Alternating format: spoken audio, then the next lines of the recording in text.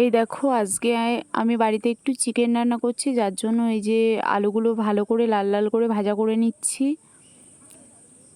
এবার ওগুলো তুলে রেখে পেঁয়াজ দিয়ে দিয়েছি। পেঁয়াজটাকে এই যে ভালো করে ভাজা করে নেব। পেঁয়াজটা ভালো করে ভাজা হয়ে গেছে প্রায়। এবার এই যে মশলাটা দিয়ে দিয়েছি। তোমাদের অনেকের বাড়িতেই হয়তো আছে যে তোমরা নির্দিষ্ট মানে অনেকের বাড়িতেই আছে সানডে দেখে বা অন্য কোনো দিন দেখে চিকেন খাওয়া হয় বা মাংস খাওয়া হয় যে কোনো। কিন্তু আমাদের কোনো সানডে বা নির্দিষ্ট দিন নেই, আমাদের যেদিন মন চায় সেদিনই আমাদের হচ্ছে চিকেন খাওয়া হয়।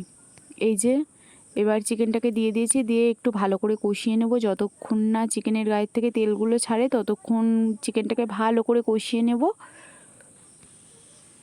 আমি এখন চিকেনটাকে কষিয়ে নিচ্ছি, প্রায় কষানো হয়ে গেছে। এবার চিকেনটাতে যে জল দিয়ে দিয়েছি। এবার এটাকে ফুটতে দিয়েছি যতক্ষণ না এটা একদম ঝোল কমে যায়, যেহেতু চিকেনে একদমই ঝোল ভালো লাগে না। অন্য কোনো মাংসে তাও একটু ঝোল ভালো লাগে, কিন্তু চিকেনে একদমই ঝোলটা ভালো লাগে না। চিকেনটাও প্রায় হয়ে এসেছে। এবার এই যে এদিকে ভাতও হচ্ছে, দেখো ফাইনালটা তোমাদেরকে দেখাচ্ছি। এই দেখো আমার চিকেনটা হয়ে গেছে, কষা কষাই করেছি একদম।